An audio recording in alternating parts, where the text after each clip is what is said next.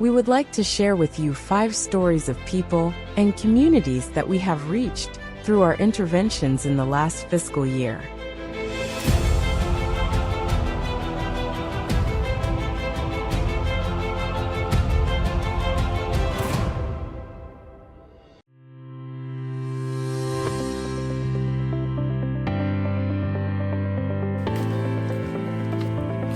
Na dumating yung pandemic, ako po ang tinalaga ng aming doktor ng bayan na magiging frontliner sa lugar namin.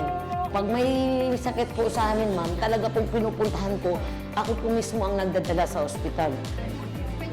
Jocelyn is one of more than 14,600 barangay health workers engaged and trained for surveillance and reporting of rising cases of diseases in their communities through the Community-Based Surveillance System initiative. The project is very helpful for us in strengthening surveillance, especially in far-flung areas. By training community health workers or barangay health workers, we will be able to detect health threats even before people seek consultation. Karagdagan po kasi nalalaman ko, ma'am, yung sa pag-reporting noon, nire-report lang namin yung mga bagong panganak, yung mga buntis, yung mga may TB patient. Malaking tulong po ang proyekteng ito, lalo na sa aming komunidad, dahil nalalaman po ng mga tao na minsan sa isang sakit, nagkakaroon po pala talaga ng pagkahawa-hawa ng mga tao. Magiging aware po sila sa sakit. Implemented under the C19RM program, the disease surveillance modeling aims to capacitate health workers and improve the laboratory systems of the country through various trainings and capacity-building activities. This will help ensure that we will be prepared in case another pandemic happens in the future. This project has helped a lot in setting up the platform for the National Reference Labs to actually respond and to predict future outbreaks and pandemics.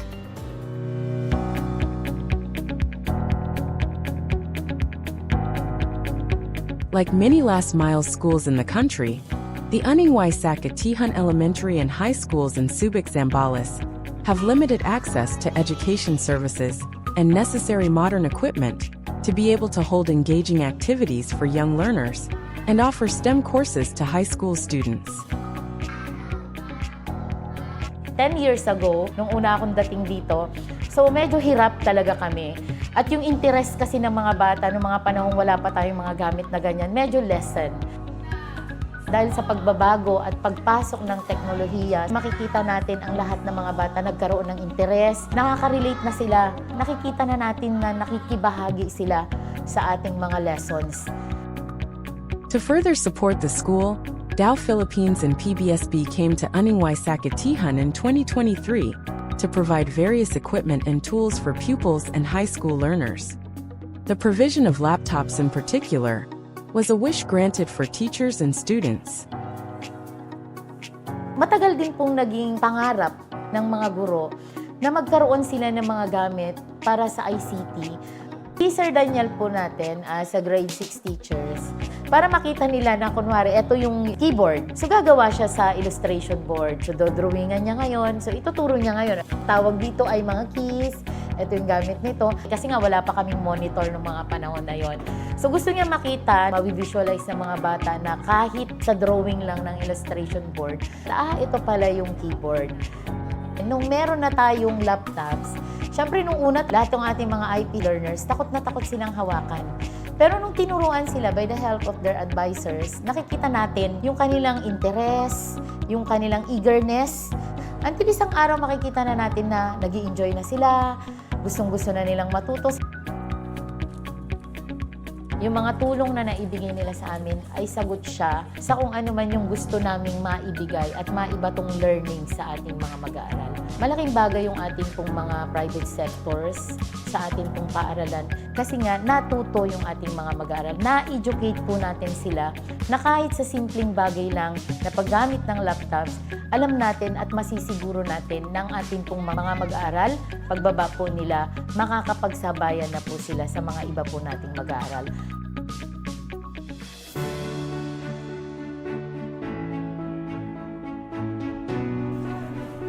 Batangas City being an industrialized city, diverse yung kabuhayan ng mga tao. Hindi nawawala yung mga mangingisda natin, yung basic na service provider natin, mga magta-tricycle, mga pumapasada ng jeepney, yung mga construction worker.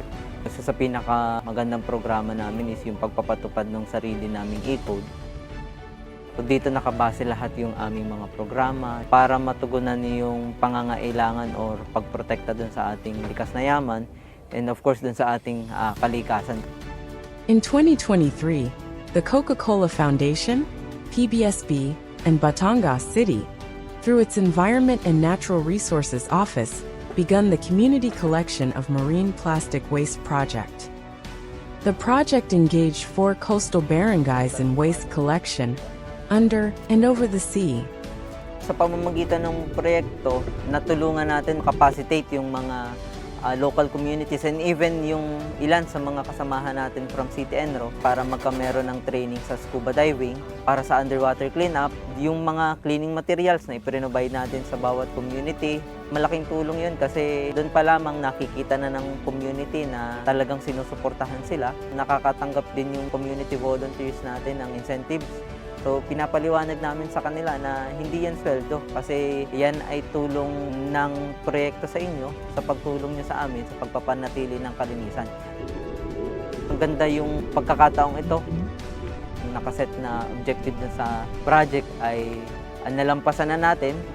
Within 5 months of implementation, the project has already collected more than 9,000 kilograms of waste from the ocean, with 4,149.42 kilograms of recyclables diverted to recyclers. Hinihikayat natin yung iba pang grupo na pagpatuloy yung mga ganitong inisyatibo na talagang makakapag-provide ng sustainable solutions for keeping our environment clean and healthy, for a healthy future din sa ating mga susunod na henerasyon dahil ang kalikasan natin ay utang natin dun sa sunod na henerasyon.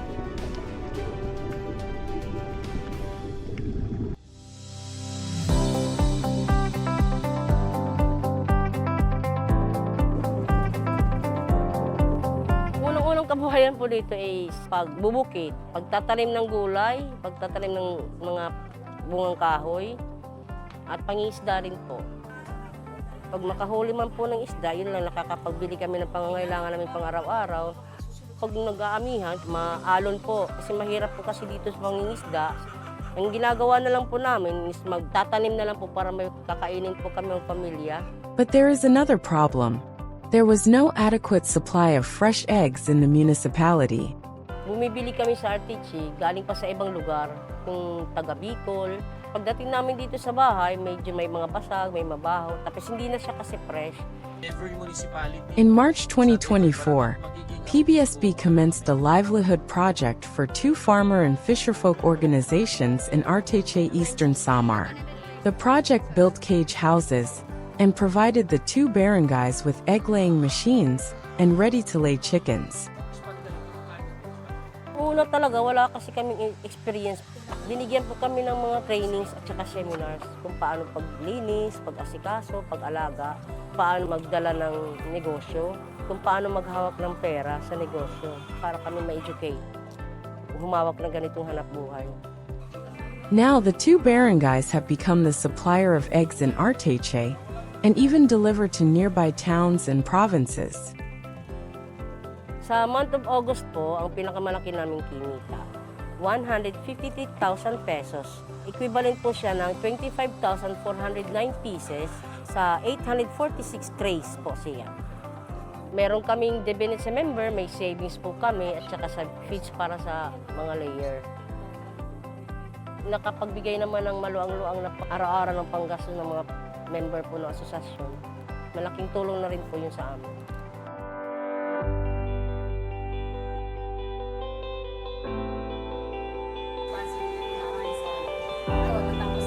Kakaiba si Raf. Hindi lang ang cooperative namin ang natulungan, kundi po ang buong pamilya po ng mga biwab sa pamagitan ng mga trainings.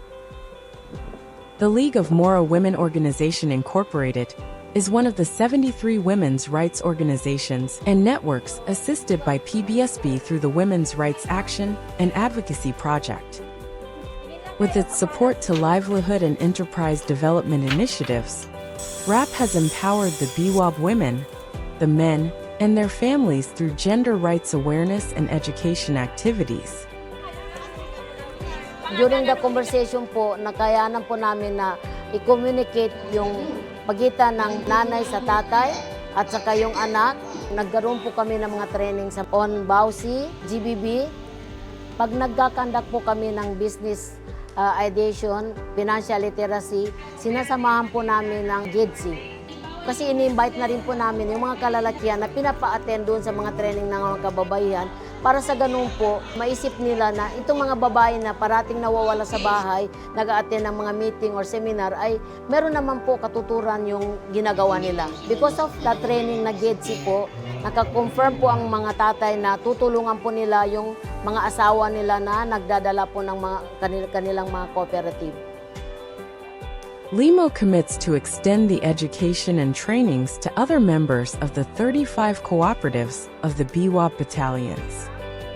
Before, mga area coordinator namin, hindi sila makasalita sa harap ng kanilang mga kasamahan dahil nahihiya po sila. Sa dami po ng training namin na in-undergo sa amin, nagkaroon po sila ng guts magsalita sa harapan ng mga kasamahan at saka marunong na sila magkakandak ng training na sila na mismo ang nagpapalakad.